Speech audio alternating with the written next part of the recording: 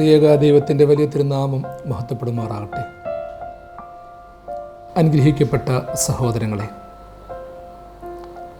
നമ്മുടെ കർത്താവിൻ്റെ വിവിധങ്ങളായ അത്ഭുത പ്രവൃത്തികളിലൂടെ ധ്യാനപൂർവമായൊരു യാത്രയാണ് കാനാ മുതൽ കാൽവരി വരെ എന്ന നമ്മുടെ ഈ പ്രോഗ്രാമിലൂടെ നാം നടത്തിക്കൊണ്ടിരിക്കുന്നത്. അവനെ ധ്യാനിക്കുവാനും അവൻ്റെ അത്ഭുതങ്ങൾ സാക്ഷ്യമായി സ്വീകരിക്കുവാനുമുള്ള ഒരു ജീവിത യാത്ര നമുക്കേവർക്കും ആവശ്യമാണ്. കർത്താവ് പ്രവർത്തിച്ച വിവിധ അത്ഭുതങ്ങൾ ഒരു വ്യക്തിയുടെ ജീവിതത്തിൽ ചെറുപ്പം മുതൽ അവൻ്റെ മരണം വരെയുമുള്ള വിവിധങ്ങളായ ഗതിവിഗതികളെ പറ്റിയുള്ള ഒരു വ്യാഖ്യാനവും സ്പർശനവുമാണ്. ആ വ്യാഖ്യാനത്തിലൂടെ ജീവിതത്തിൽ എന്ത് സംഭവിച്ചാലും ദൈവം നമ്മോടൊപ്പം ഉണ്ടെന്നുള്ള ഒരു വലിയ പ്രത്യാശ നമുക്ക് കൈവരും. പ്രത്യേകിച്ച് കർത്താവിൻ്റെ ഓരോ അത്ഭുതങ്ങളും നാം ധ്യാനിക്കുമ്പോൾ പ്രധാനമായി നാം ചിന്തിക്കേണ്ട ഒരു ധ്യാനം, ഈ അത്ഭുതങ്ങൾ ഓരോന്നും പ്രവർത്തിച്ച ദൈവം ഇന്നും ജീവിക്കുന്നതിനാൽ ഞാൻ ഒരുപക്ഷെ ഇതിന് തുല്യമായ ഏത് സാഹചര്യത്തിലായി തീർന്നാലും എനിക്കൊരു വിടുതലുണ്ട്, എനിക്കൊരു വലിയ പ്രത്യാശയുണ്ട്. അത്ഭുതങ്ങൾ നമ്മളെ പഠിപ്പിക്കുന്ന വലിയ കാര്യമതാ. അത്ഭുത ചിന്തകളല്ല, അതിശയത്തിന് വേണ്ടിയുള്ള ഓട്ടമല്ല, അതിനേക്കാളൊക്കെ ഉപരിയായി ഓരോ ദിവസം കഴിയുന്തോറും ഞാൻ ദൈവരാജ്യത്തോട് അടുത്തുകൊണ്ടിരിക്കുകയാണ്, ദൈവം എന്നോട് അടുത്തുകൊണ്ടിരിക്കുകയാണ്, അവൻ്റെ സ്വരം ഞാൻ കേൾക്കുന്നുണ്ട് എന്നുള്ള വലിയ യാഥാർത്ഥ്യമാണ്.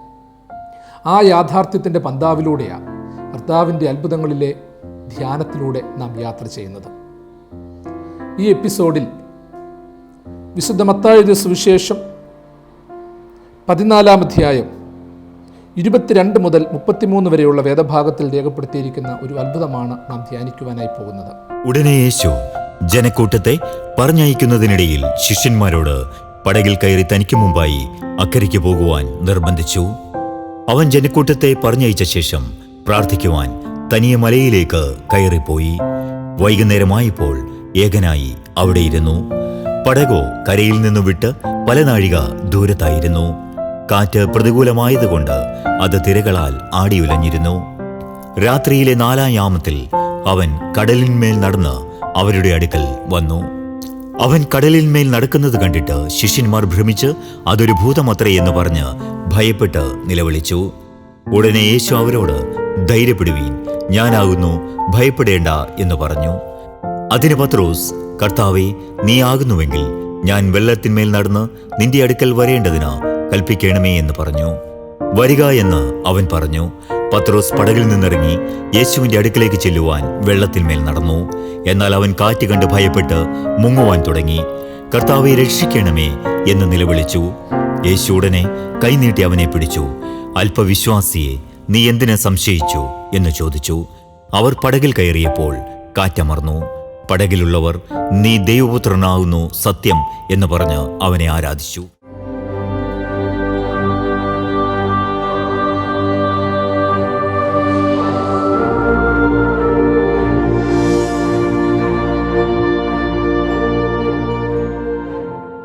നമ്മുടെ കർത്താവ് കടലിന്മേൽ നടന്ന് ശിഷ്യന്മാരുടെ അടുത്തേക്ക് വരുന്ന സംഭവം മറ്റ് സുവിശേഷങ്ങളിലൊക്കെ നമ്മൾ ധ്യാനിക്കുന്നുണ്ട്. പല രീതിയിലാണ് ഈ അത്ഭുത സംഭവത്തെ നാം വ്യാഖ്യാനിക്കുന്നത്.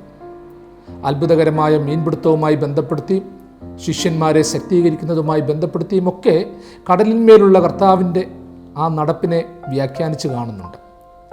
പ്രത്യേകിച്ച് ഇതിൻ്റെ ഒരു പശ്ചാത്തലം, യേശുതമ്പുരാൻ 5 അപ്പം കൊണ്ട് 5000 പേരെ പോഷിപ്പിച്ചതിന് ശേഷം ആ അത്ഭുത സംഭവങ്ങളുടെ മാറ്റും ക്രെഡിറ്റും എടുക്കാൻ ശ്രമിക്കാതെ ശിഷ്യന്മാരെ പറഞ്ഞ് അക്കരയ്ക്ക് പടകിലയക്കുകയാണ്. എന്നിട്ട് അവൻ തനിയെ പ്രാർത്ഥിക്കാൻ മലമുകളിലേക്ക് പോകുന്നു. മരുഭൂമിയോട് ചേർന്നുള്ള, എന്നാൽ അതിനോട് ചേർന്നുള്ള ജലാശയമുണ്ടെങ്കിലും അതിൽ നിന്നും വ്യത്യസ്തമായ ഒരു മലമുകളിലേക്ക് കർത്താവ് പ്രാർത്ഥിക്കാൻ പോകുന്നു. വൈകുന്നേരമായപ്പോൾ അവൻ ഏകനായിട്ട് അവിടെ ഇരുന്നു. ആ സമയത്ത് ശ്ലീഹന്മാര് കരവിട്ട് പടകിൽ അകലത്തായി പോയിരുന്നു. കാറ്റും പടകുമൊക്കെ ആഞ്ഞടിച്ചപ്പോൾ ശ്ലീഹന്മാർ പേടിച്ചു. യേശുതമ്പുരാൻ നടന്ന് അവരുടെ അടുത്തേക്ക് അവരെ സമീപിക്കുന്നു. അവനെ കണ്ടിട്ടൊരു ഭൂതമാണെന്ന് സ്ലീഹന്മാർക്ക് ആദ്യം തോന്നി. അവർ ഭയന്ന് നിലവിളിക്കുന്നു. എങ്കിലും യേശു അവരോട് ധൈര്യപ്പെടുവീൻ, ഭയപ്പെടേണ്ട, ഞാനാകുന്നു എന്ന് പറഞ്ഞ് അവരെ ധൈര്യപ്പെടുത്തുന്നു. ശിമോൻ പത്രോസ് അത് കേട്ടപ്പോൾ, കർത്താവേ, നീ ആകുന്നുവെങ്കിൽ ഞാൻ വെള്ളത്തിന്മേൽ നടന്ന് നിന്റെ അടുക്കൽ വരേണ്ടതിന് കൽപ്പിക്കണം എന്ന് പറഞ്ഞു. ഉടനെ പത്രോസ് വെള്ളത്തിന്മേൽ നടന്ന് കർത്താവിനെ സമീപിക്കാൻ ശ്രമിക്കുന്നു. എന്നാൽ അവൻ മുങ്ങിപ്പോകുന്നു. അവിശ്വാസിയെ, നീ എന്തിനു ഭയപ്പെട്ടു എന്ന് ചോദിച്ച് കർത്താവ് അവനെ വീണ്ടും കൈപിടിച്ച് പടകിലേക്ക് ആനയിക്കുന്നു. കർത്താവ് പടകിലിരുന്നപ്പോൾ കൊടുങ്കാറ്റടിച്ചപ്പോൾ പടക് മുങ്ങിപ്പോയത് നമ്മൾ ധ്യാനിച്ചിട്ടുണ്ട്. അത്ഭുതകരമായ മീൻപിടുത്തത്തോട് ചേർന്ന് കർത്താവിൻ്റെ സാന്നിധ്യം നാം ധ്യാനിച്ചു. ഇതതിൽ നിന്നും വ്യത്യസ്തമായ മറ്റൊരു വ്യാഖ്യാനവും ഒരു സംഭവമാണ്. കടലിന്മേൽ നടന്ന് ഭയപരവശരായിരുന്ന സ്ലീഹന്മാരുടെ അടുത്തേക്ക് ചെന്ന് അവരെ ധൈര്യപ്പെടുത്തുന്ന നമ്മുടെ കർത്താവിൻ്റെ അത്ഭുത പ്രവർത്തനത്തിലൂടെ നമ്മുടെ ജീവിതത്തിലേക്ക് അടുക്കുന്ന, നമ്മളെ ധൈര്യപ്പെടുത്തുന്ന യേശുതമ്പുരാൻ്റെ വലിമേറിയ അനുഭവത്തിൻ്റെ ചില വഴിത്താരയിലൂടെ ധ്യാനപൂർവ്വം നമുക്ക് യാത്ര ചെയ്യാം.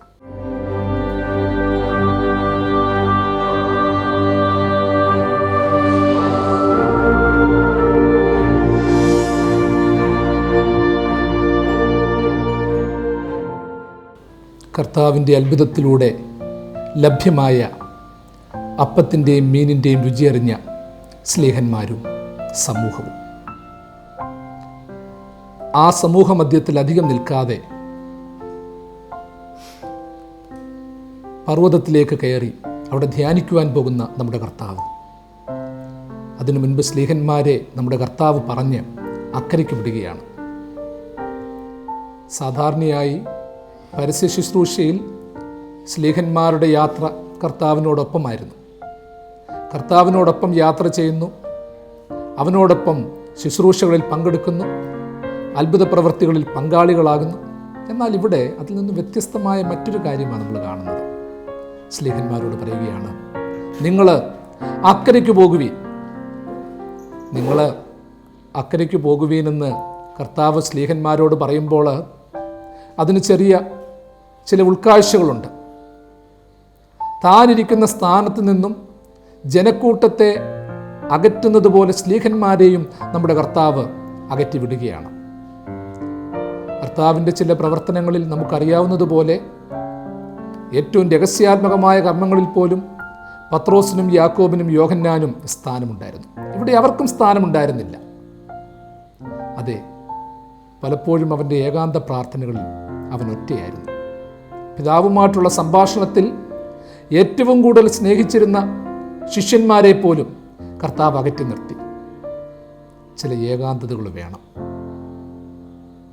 ഏകാന്തതകളിലൂടെ ലഭ്യമാകുന്ന, ശൂന്യതകളിലൂടെ ലഭ്യമാകുന്ന ചില ആത്മീയ ശക്തികളുടെ സ്വീകരണത്തെ കർത്താവ് ഇവിടെ ഓർപ്പിക്കുകയാണ്. കർത്താവിൻ്റെ ഭൗതിക സാന്നിധ്യമില്ലാതെയാണ് സ്ലീഹന്മാർ അക്കരയ്ക്ക് പോകുന്നത്. എങ്കിലും കർത്താവ് ഇവിടെയായിരുന്നെങ്കിലും അവൻ്റെ മനസ്സിൽ പ്രാർത്ഥനയിൽ ശിഷ്യന്മാർക്കും സ്ഥാനമുണ്ടായിരുന്നു. അവൻ പ്രാർത്ഥിച്ച പ്രാർത്ഥനയിൽ അവരും സമൂഹവും ഉൾപ്പെട്ടിരുന്നു. ഭൗതികമായ ജനക്കൂട്ടത്തിൻ്റെ സാമീപ്യം കർത്താവ് അവിടെ ആഗ്രഹിച്ചില്ലായിരുന്നുവെങ്കിലും അവൻ്റെ പ്രാർത്ഥനയിലും നിലവിളിയിലും അവരുടെ സാന്നിധ്യമുണ്ടായിരുന്നു. എൻ്റെ പ്രിയപ്പെട്ട സഹോദരങ്ങളെ, വന്ദിരായവരെ, ഇന്ന് നമ്മളൊക്കെ ഭൗതികമായ ഒരു വലിയ കൂട്ടം കാണാൻ ആഗ്രഹിക്കുന്നുണ്ട്. നമ്മൾ പ്രാർത്ഥിച്ചില്ലെങ്കിലും മനസ്സിലില്ലെങ്കിലും എല്ലാവരും നമ്മളോടൊപ്പം ഉണ്ടാകണമെന്ന് നമ്മൾ ആഗ്രഹിക്കുന്നുണ്ട്. ഇന്നുയരുന്ന ഓരോ ഘോഷധ്വനികളും തിക്കുമുട്ടലുകളും വ്യർത്ഥങ്ങളായ വ്യാഖ്യാനങ്ങളുമൊക്കെ അതിൻ്റെ പ്രതീകങ്ങളാണ്. ആരുമാരുടെയും മനസ്സിലില്ല പ്രിയപ്പെട്ടവരെ, ആരുമാരുടെയും ധ്യാനത്തിലും പ്രാർത്ഥനയിലുമില്ല. നമ്മളുടെ പ്രാർത്ഥനയിൽ, നമ്മുടെ ധ്യാനത്തിൽ, നമ്മുടെ നിലവിളിയിൽ മറ്റുള്ളവരെ ഉൾപ്പെടുത്താൻ ഇന്ന് നമുക്ക് സാധിക്കാതെ പോകുകയാണ്. നമ്മൾ ജനകീയരാകാനും എല്ലാവരോടൊപ്പം ആകാനും ഒരുപാട് ഇഷ്ടപ്പെടുന്നുണ്ട്. എങ്കിലും നമ്മുടെ ഏകാന്തതയിൽ അവരെയൊക്കെ നമ്മൾ അകറ്റി നിർത്തിയിരിക്കുകയാണ്. ഇന്ന് നമുക്കാവശ്യം പടിഞ്ഞാറ് നോക്കി ജനാഭിമുഖമായി നിന്നുകൊണ്ട് ശബ്ദഘോഷമുണ്ടാക്കുന്നവരെ അല്ല, ലോകത്തെ നോക്കി വ്യർത്ഥമായി പുഞ്ചിരിക്കുന്നവരെ അല്ല, ലോകത്തെ നോക്കി കരയുന്നവരെ അല്ല ഇന്ന് ആവശ്യം ലോകത്തിനു വേണ്ടി ദൈവമുഖത്തേക്ക് നോക്കി കരയുന്ന ഒരു സമൂഹത്തെയാണ്, കരയുന്ന ഒരു ആത്മീക ഉറവിനെയാണ്, ആത്മീക ഉണർവിനെയാണ്. കർത്താവ് ഇത് പഠിപ്പിക്കുകയാണ്. ശ്ലീഹന്മാരോട് പറഞ്ഞു, നിങ്ങൾ അക്കരയ്ക്ക് പോകുവീൻ. അവരക്കരയ്ക്ക് പോകാൻ പറഞ്ഞപ്പോൾ അവൻ ഉറങ്ങുന്നില്ല, അവൻ വിശ്രമിക്കുന്നില്ല, അവൻ ശാന്തമായിരുന്നു കൊണ്ട് മലമുകളിൽ ഇരുന്നു കൊണ്ട് പിതാവുമായിട്ട് സംവേദിക്കുന്നു. ആ സംവേദനക്ഷമത ഇന്ന് നമ്മുടെ ഇടയിൽ എത്ര പേർക്കുണ്ട്? പ്രിയപ്പെട്ട സഹോദര സഹോദരി, മാതാവേ, പിതാവേ, നീ നിന്റെ ഭവനത്തിൽ ഇപ്പോൾ ഏകനായിരിക്കാം. ഒരുപക്ഷെ നിന്റെ പ്രിയപ്പെട്ടവരെ അടുത്ത് കാണത്തില്ല, ബന്ധുമിത്രാദികൾ നിന്നെ ആശ്വസിപ്പിക്കാൻ കാണത്തില്ല, മറ്റുള്ളവരെ ആശ്വസിപ്പിക്കണമെന്ന് നിനക്ക് ഒത്തിരി ആഗ്രഹമുണ്ട്, പക്ഷെ അതിനുള്ള അവസരമില്ല. ഒരു നേരത്തെ ഭക്ഷണം നിന്റെ ജീവിത പങ്കാളിക്കോ മക്കൾക്കോ കൊടുക്കാനുള്ള ഒരു സാഹചര്യം നിനക്കില്ല. ഒരുപക്ഷെ നീ പ്രസവിച്ച ഒരമ്മയായിരിക്കാം, ആ കുഞ്ഞിന് ഒരു നേരം മുല കൊടുക്കുവാനുള്ള അവസരവും നിനക്ക് നിന്റെ ജോലി തിരക്ക് കൊണ്ട് മൂലം സാധിക്കുന്നില്ല, വിദേശത്തായിരിക്കാം.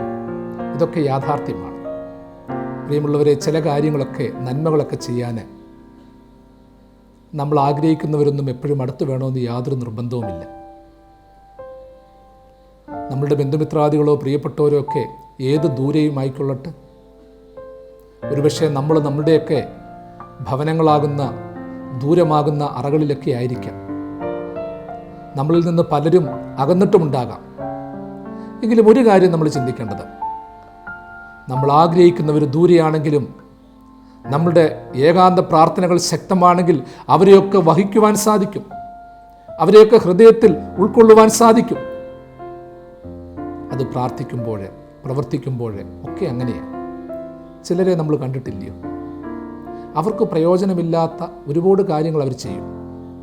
ചിലപ്പോൾ ഒരു തണൽമരം നടും, മറ്റു ചിലപ്പോൾ പൂവും കായുമുണ്ടാകുന്ന ഫലവൃക്ഷങ്ങൾ നടും. ഇതൊന്നും അതനുഭവിക്കുവാൻ പോകുന്നവരെ മുൻപിൽ കണ്ടിട്ടല്ല. നമ്മൾ കഴിക്കുന്ന മാങ്ങകൾ, അനുഭവിക്കുന്ന തണലുകൾ, ഇതൊക്കെ ആരൊക്കെ നട്ടതാ? ആരൊക്കെ അനുഭവിച്ചതാ? ഇനി ആരൊക്കെ അനുഭവിക്കുവാൻ പോകുന്നതാ? അതിൻ്റെ ചരിത്രമൊന്നും നമുക്ക് അറിഞ്ഞുകൂടാ. എങ്കിലും നമ്മൾക്ക് അത്തരം മരങ്ങൾ നൽകുന്ന തണലുകളുണ്ട്. ഞാൻ എപ്പോഴും ചിന്തിക്കുന്നത്, ഒരു തണൽമരം തരുന്ന തണലെന്ന് പറയുന്നത്, ഒരു ഫലവൃക്ഷം തരുന്ന ഫലമെന്ന് പറയുന്നത് ആ മരത്തിൻ്റെ തണലോ ആ മരത്തിൻ്റെ ഫലമോ മാത്രമല്ല, അതിനേക്കാളൊക്കെ ഒത്തിരി ഉപരിയായിട്ട് അത് നട്ടവരുടെ വിശാല മനസ്സിൻ്റെയും സ്നേഹത്തിൻ്റെയും ആർദ്രതയുടെയും ഒക്കെ തണലും ഫലവും കൂടിയ, അനുസരണത്തിൻ്റെ ഫലം കൂടിയ, വിശുദ്ധിയുടെ ഫലം കൂടിയ. ഒരു സന്യാസ പിതാവ് അനുസരണത്തെക്കുറിച്ച് പഠിപ്പിക്കാൻ തൻ്റെ ശിഷ്യനോട് പറഞ്ഞ ഒരാഹ്വാനമുണ്ട്. ഗുരു തൻ്റെ ശിഷ്യനെ വിളിച്ചു പറഞ്ഞു, ശിഷ്യ, നീ ഒരു ചെടി നടണം, പക്ഷേ അത് തലതിരിച്ച് നടണം. ഗുരു പറഞ്ഞതുപോലെ അവന് വേര് മുകളിലും തലഭാഗം താഴെയും വരത്തക്ക രീതിയിൽ നട്ടു. അതിന് ജലസേചനം നടത്തണം. അടുത്ത് വെള്ളം കിട്ടാനില്ലാത്തതിനാൽ അവൻ വളരെ ദൂരെ നിന്ന് വെള്ളം ചുമന്നുകൊണ്ട് വന്ന് അത് നനച്ചു. മറ്റുള്ളവരൊക്കെ അവനെ കളിയാക്കി, ഇവൻ എന്തിനാ ഇങ്ങനെ ചെയ്യുന്നത്? പക്ഷെ ഗുരു പറഞ്ഞു, നീ അങ്ങനെ ചെയ്യണം. കുറച്ച് നാളുകൾക്കുള്ളിൽ അത് തളിർത്തു, പൂത്തു, കായ് വന്നു. ആദ്യത്തെ ഫലം പറിച്ച് ഗുരുവിൻ്റെ സന്നിധിയിൽ കൊടുത്തപ്പോൾ ഗുരു പറഞ്ഞു, ഇത് അനുസരണത്തിൻ്റെ ഫലമാണ്, ഫ്രൂട്ട് ഓഫ് ഒബീഡിയൻസ്. അതേ പ്രിയമുള്ളവരെ, പൂക്കാനും കായ്ക്കാനും തളിർക്കാനും സാധ്യതയില്ലാത്ത മേഖലകളെ പുഷ്പിപ്പിക്കുവാനും അത് തളിർപ്പിക്കുവാനും ഒക്കെ സാധിക്കുന്ന ഒരു ആത്മീക ജീവിത ത്വരയുണ്ട്. അത് നമ്മൾ നേടിയെടുത്തേ പറ്റൂ. കർത്താവിൻ്റെ അത്ഭുതം നമ്മളെ പഠിപ്പിക്കുന്ന കാര്യം ഇതാ. നമ്മൾ ആഗ്രഹിക്കുന്നവരും കാണാൻ ആഗ്രഹിക്കുന്നവരുമൊക്കെ നമ്മളുടെ മുൻപിലില്ലെങ്കിലും നമ്മൾ ചെയ്യാൻ പറ്റുന്ന കാര്യങ്ങൾ അതാ. അവരെവിടെങ്കിലുമൊക്കെ യാത്ര ചെയ്യട്ടെ. പക്ഷേ നമ്മളുടെ ചില യാത്രയിൽ, നമ്മളുടെ പ്രാർത്ഥനയിൽ അത്തരക്കാരെയും കൂടെ വഹിച്ചുകൊണ്ട് നമ്മൾ ശക്തമായി പ്രാർത്ഥിക്കുമ്പോൾ നിലവിളിക്കുമ്പോൾ നമ്മളറിയാത്ത ഫലങ്ങളുണ്ടാകും, നമ്മളറിയാത്ത തണലുണ്ടാകും.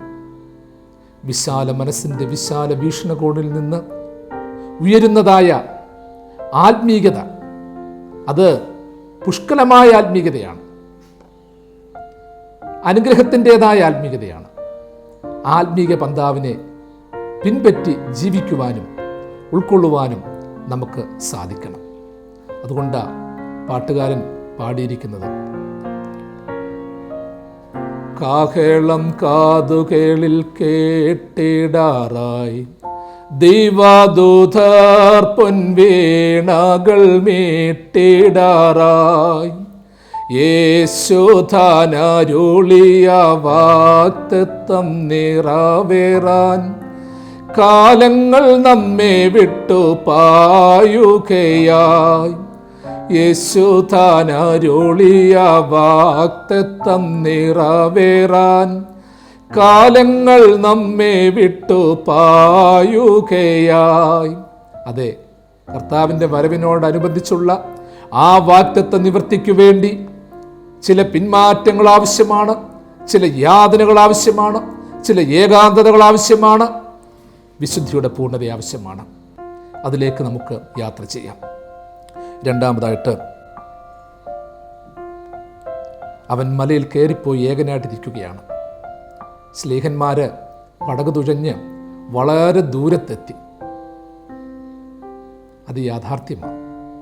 സ്ലീഹന്മാര് പടക് തുഴഞ്ഞ് കർത്താവിൽ നിന്ന് ദൂരത്തേക്ക് പോയിക്കൊണ്ടിരിക്കുകയാണ്. കടലിൻ്റെ അക്കരെ വരെ പോകാനാണ് കർത്താവ് പറഞ്ഞത്. ഇവിടെ പറഞ്ഞിരിക്കുന്നത് അക്കരയ്ക്ക് പോകാൻ തക്കവണ്ണം അത്ര നാഴിക ദൂരമില്ല. കർത്താവ് ശിഷ്യന്മാരോട് പറഞ്ഞത് നിങ്ങൾ പടകിൽ കയറി അക്കരയ്ക്ക് പോകാനാണ്. പ്രത്യേകിച്ച് യഹൂദ പശ്ചാത്തലത്തിലെ നദികളെക്കുറിച്ചും ജലാശയങ്ങളെക്കുറിച്ചുമൊക്കെ നമ്മൾ പഠിക്കുമ്പോൾ അത്തരത്തിലുള്ള പല നദികളും ജലാശയങ്ങളും ഒന്നും ഒരുപാട് അക്കരെ പോകാൻ ഒരുപാട് ദൂരമുള്ളതല്ല. എന്നാൽ ഇവിടെ നമ്മൾ വായിക്കുന്നു, പടകോ കരയിൽ നിന്ന് വിട്ട് പല നാഴിക ദൂരത്തായിരുന്നു. കർത്താവ് അക്കരയ്ക്ക് പോകാനേ പറഞ്ഞു.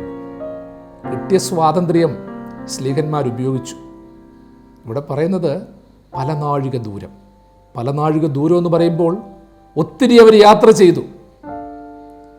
ചിലപ്പോൾ അങ്ങനെയാണ്, ചില സ്വാതന്ത്ര്യങ്ങളൊക്കെ ദുസ്വാതന്ത്ര്യങ്ങളായി മാറാറുണ്ട്.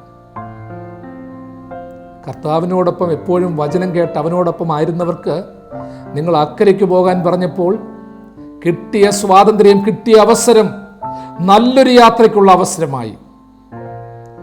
കരയിൽ നിന്ന് പല നാഴിക ദൂരത്തേക്ക് പോകുവാനുള്ള യാത്രയായി അവർ മാറ്റിയെടുത്തു. ഒന്നുകൂടി പറഞ്ഞാൽ, നിനിവേയിലേക്ക് പോകാൻ പറഞ്ഞ യോന തർശീസിലേക്ക് ഇരട്ടി ദൂരം യാത്ര ചെയ്ത് പോകാൻ ശ്രമിച്ചതുപോലെ നിനുവായിലേക്ക് പോകുന്ന യാത്ര അല്പം കൂടി എളുപ്പമായിരുന്നു. തർശീസിലേക്ക് പോകാൻ ഇരട്ടി വണ്ടിക്കൂലി കൊടുക്കണം, ദൂരം ഒത്തിരിയുണ്ട്. ഇവിടെയും പറ്റിയൊരു പ്രശ്നം അതുതന്നെ. അക്കരെ പോകാൻ പറഞ്ഞപ്പോൾ അക്കരയിലേക്കുള്ള സ്ട്രെയിറ്റ് വഴിത്താര നോക്കാതെ അവർ കണ്ടെത്തിയ ഒരു വഴിത്താര ഉണ്ടായിരുന്നു. പ്രിയമുള്ളവരെ, എൻ്റെ പ്രിയപ്പെട്ട സഹോദര സഹോദരി, ദൈവം നമുക്കൊക്കെ തരുന്ന ഒരു സ്വാതന്ത്ര്യത്തിൻ്റെ വഴിത്താരയുണ്ട്. ആ വഴിത്താരയിലൂടെ എവിടെങ്കിലും എത്തുക എന്ന് പറയുന്നത് ഒരുപാട് ദൂരമുള്ളതല്ല. ഇസ്രായേൽ മക്കൾ മരുഭൂമിയിലൂടെ യാത്ര ചെയ്തു. വാഗ്ദത്ത നാട്ടിലെത്താൻ തക്കവണ്ണം അവർക്ക് ഒരുപാട് നാളൊന്നും വേണ്ടായിരുന്നു. ദൈവം കൽപ്പിച്ച് നൽകിയ വർഷങ്ങളുണ്ടായിരുന്നു, അത് മതിയായിരുന്നു. എന്നാൽ ദൈവത്തോട് മത്സരിച്ച ജനസമൂഹത്തെ ദൈവം തമ്പുരാൻ മരുഭൂമിയിലൂടെ അനേകം വർഷങ്ങൾ, നൂറ്റാണ്ടുകൾ കറക്കി അതിനുശേഷം അവിടെ എത്തിച്ചത്. വാഗ്ദത്ത നാട്ടിൽ പുറപ്പെട്ടവരിൽ ആരംഭസ്ഥാനം തൊട്ട് അവസാനം വരെ എത്തിച്ചേർന്നത് യോശുവയും കാലേബും മാത്രമേ ഉള്ളൂ. നമ്മൾ ചിന്തിക്കും, എന്തിനാ അവർ അത്രയും സമയം കർത്താവ് എടുത്തത്? മത്സരിച്ച തലമുറയെ മൊത്തം ആ മരുഭൂമിയിലൂടെ കറക്കി നശിപ്പിച്ചതിന് ശേഷമാണ്, ഇല്ലായ്മയാക്കിയതിന് ശേഷമാണ് കർത്താവ് എത്തേണ്ടവരെ ആ സ്ഥാനത്ത് എത്തിച്ചത്. ഒരു രീതിയിൽ നോക്കിയാൽ മോശയ്ക്ക് പോലും അഹ്റോന് പോലും ആ നാട്ടിലൊന്ന് കാലുകുത്താൻ അവസരം കിട്ടിയില്ല. മോശ പിസ്ഗാമയിൽ നിന്നുകൊണ്ട് ആ വാഗ്ദത്ത നാട് കാണുകയായിരുന്നു. എൻ്റെ പ്രിയപ്പെട്ടവരെ, ദൈവം നമുക്ക് കൽപ്പിച്ച് നൽകുന്ന വഴിത്താരകൾ, അത് ദൈവത്തിൻ്റെ അതിനൊരു പ്ലാനുണ്ട്, ഒരു പദ്ധതിയുണ്ട്. വലിയ മാസ്റ്റർ പ്ലാൻ തയ്യാറാക്കിയ ദൈവം നമ്മളെ ചില ദൗത്യങ്ങൾ ഏൽപ്പിക്കുന്നത്. എന്നാൽ നമ്മുടെ താല്പര്യത്തിനനുസരിച്ച് അല്പസ്വല്പ വ്യത്യാസങ്ങളൊക്കെ അവിടെ ചേർക്കാൻ ശ്രമിക്കുമ്പോഴാണ് സമയം ഇരട്ടിയായി പോകുന്നത്. ശിഷ്യന്മാർ കരവിട്ട് പല നാഴിക ദൂരത്തായതുപോലെ, കർത്താവ് നൽകിയ, കൽപ്പിച്ചു കൊടുത്ത, അവർക്ക് അറിയാവുന്ന വഴിത്താരയിൽ നിന്ന് മാറിപ്പോയതുപോലെ, കർത്താവിൽ നിന്ന് മാറിയുള്ള സ്വാതന്ത്ര്യം ആസ്വദിക്കാൻ ശ്രമിച്ചതുപോലെ നമ്മളും പലപ്പോഴുമായിത്തീരും. നമ്മുടെ ജീവിത പന്താവിൽ നമ്മൾ എത്രമാത്രം അങ്ങനെയുള്ള വഴിത്താരുകൾ തിരഞ്ഞെടുത്തിട്ടുണ്ട്. ജോലി മാർഗത്തിൽ, വിദ്യാഭ്യാസ മാർഗത്തിൽ, കുടുംബമാർഗത്തിൽ, ബന്ധുക്കളുമൊത്തുള്ള ജീവിതത്തിൽ, സ്നേഹിതരുമൊത്തുള്ള ജീവിതത്തിൽ ഒക്കെ നമ്മൾ മാറിപ്പോയിട്ടില്ലേ? നമ്മൾ തന്നെ ഒന്ന് ചിന്തിച്ചോണം. ചിലപ്പോൾ നന്മയിൽ ജീവിക്കുന്ന ചില മനുഷ്യർക്ക് അതിൽ തന്നെ ആയിരിക്കുന്നത് സന്തോഷമാണ്. പക്ഷേ അവർ ചിലപ്പോൾ ചിന്തിക്കും, ഒന്ന് അല്പസ്വാതന്ത്ര്യമൊക്കെ എടുത്താലെന്താ? ഈ ലോകത്തിൽ ജീവിക്കുമ്പോൾ ഇപ്പോഴല്ലാതെ പിന്നെ എപ്പോഴാണ് സന്തോഷം ആസ്വദിക്കുന്നത്? ചിലപ്പോഴൊക്കെ നമ്മൾ ചിന്തിച്ചിട്ടില്ലയോ? അങ്ങനെയുള്ള വഴിത്താരകളൊക്കെ ദൈവം കൽപ്പിച്ച് നൽകിയ വഴിത്താരയല്ല. സ്ഥിരം യാത്ര ചെയ്യുന്നവർക്കറിയാം, ചില പ്രദേശങ്ങളിലൂടെ പോകുമ്പോൾ റോഡ് കുറുകെ കടക്കാൻ തക്കോണമുള്ള ചില പ്രത്യേക ക്രോസിംഗ് ലൈൻസ് ഉണ്ട്.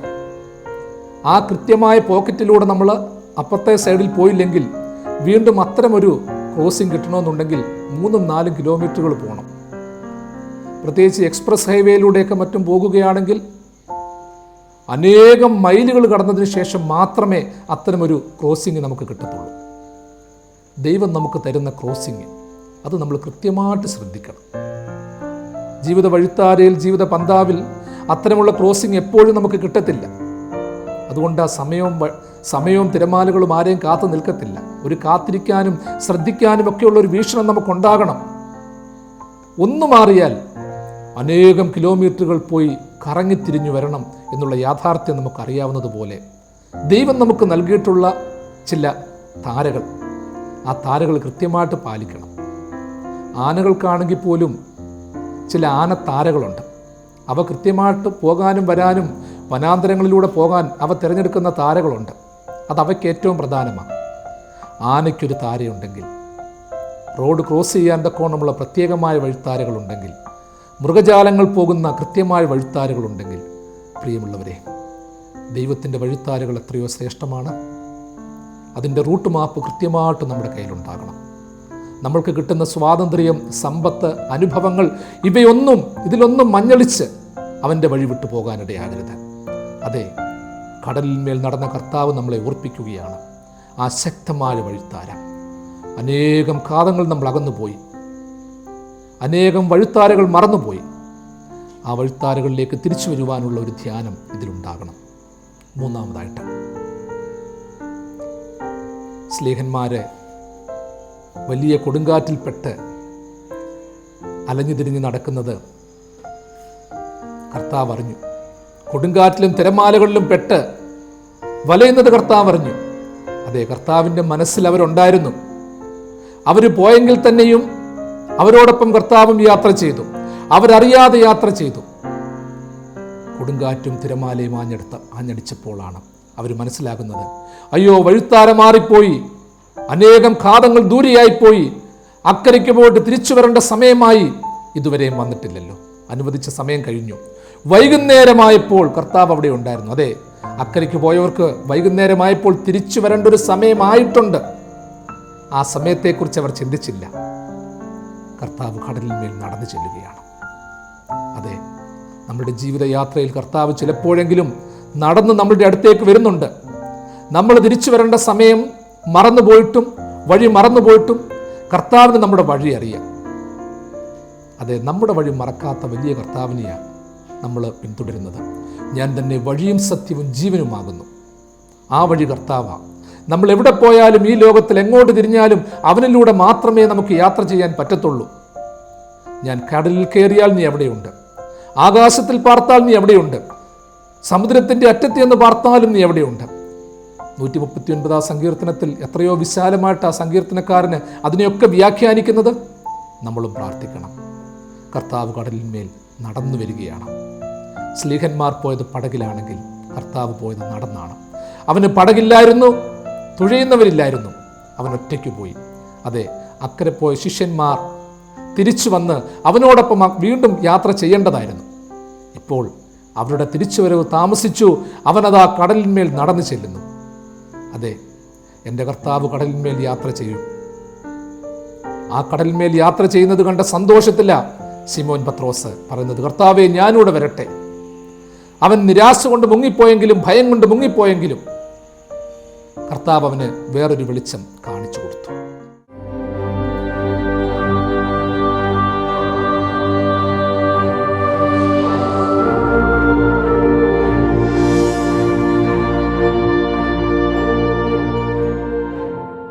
ആർക്കിമിഡീസ് തത്വപ്രകാരം ഒരു വസ്തു വെള്ളത്തിലോട്ട് മുങ്ങിപ്പോയാൽ, ഒരു പ്രത്യേക കണ്ടെയ്നറിൽ മുങ്ങിയാൽ അതിനനുസരിച്ചുള്ള ആ വെയിറ്റിന് അനുസരിച്ചുള്ള വെള്ളം പുറത്തേക്ക് പോകും.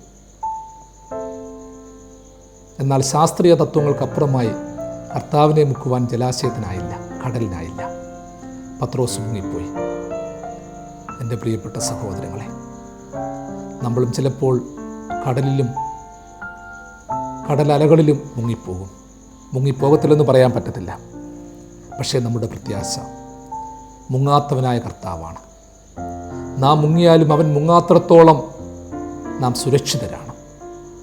ഇന്ന് ഈ ലോകത്തിൽ നമ്മൾ പിടിക്കുന്നവർ നമ്മളെക്കൊണ്ട് മുങ്ങും, നമ്മളെക്കൊണ്ട് വീഴും. എന്നാൽ കർത്താവാകട്ടെ, അവൻ സ്ഥിരചിത്തനാണ്, ശക്തനാണ്, ബലവാനാണ്. ഇന്ന് ഈ വചനം കേൾക്കുന്ന സഹോദരങ്ങളായ നിങ്ങളിൽ പലവിധമായ പ്രയാസങ്ങളിൽപ്പെട്ട് ഞാൻ മുങ്ങിത്താഴുന്നു, അയ്യോ കടബാധ്യതയിൽ മുങ്ങിപ്പോകുന്നു, രോഗദുഃഖത്തിൽ മുങ്ങിപ്പോകുന്നു, മാനസിക പ്രശ്നങ്ങളിൽ മുങ്ങിപ്പോകുന്നു എന്ന് ആരെങ്കിലും പരിതപിക്കുന്നെങ്കിൽ സഹോദരാ, നീ ധൈര്യപ്പെടണം. മുങ്ങാത്തവനായ കർത്താവ് നിന്നോടൊപ്പമുണ്ട്. നീ കയറുന്ന പടകിൽ അവൻ കയറണമെന്ന് നീ നിർബന്ധിക്കണ്ട. കാരണം നിന്റെ പടകിനെ തന്നെ കരുതുവാനവൻ മുൻപിലുണ്ട്. കാരണം മറ്റൊന്നുമല്ല, എൻ്റെയും നിങ്ങളുടെയും പടക് മുങ്ങുന്നതാണ്. അവൻ അതിൽ നിന്ന് വെളിയിൽ നിൽക്കുന്നതിൻ്റെ അർത്ഥം നമ്മളെ മാത്രമല്ല, നമ്മുടെ പടകിനെ തന്നെ താങ്ങുവാൻ വേണ്ടിയാണ്. സാമ്പത്തിക പരാധീനതയോ മറ്റു ബുദ്ധിമുട്ടുകളോ അതിവേദനകളോ ക്ഷീണതകളോ എന്തെങ്കിലും നമ്മുടെ ജീവിതത്തിലുണ്ടെങ്കിൽ അത് മാത്രമല്ല, നാം ഉൾക്കൊള്ളുന്ന സമൂഹമാകുന്ന പടകിനെ തന്നെ അവൻ തൻ്റെ കരങ്ങളിൽ താങ്ങുന്നുണ്ട്. അതിൽ നാം സന്തോഷിക്കണം. എൻ്റെ കർത്താവിൻ്റെ സ്ഥിരത ഉറച്ച പാറ, അവനാൽ ശക്തിപ്പെട്ട് ബലം പ്രാപിച്ച് ഞാൻ ഭ്രമിക്കണ്ട, ഞാൻ ക്ഷീണിച്ചു പോകണ്ട. ദൈവത്തിൽ വിശ്വസിച്ച് കഴുകനെ പോലെ ചിറക് വിടർത്തി പറന്നുയരുന്ന ആ ആത്മീയതയിലേക്ക് മുന്നേറുവാൻ നമുക്ക് സാധിക്കണം.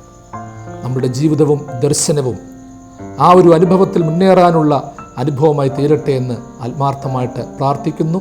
ദൈവം തൻ്റെ വലങ്കരം നീട്ടി നിങ്ങളെല്ലാവരെയും എന്നാളും വാഴ്ത്തി അനുഗ്രഹിക്കുമാറാകട്ടെ.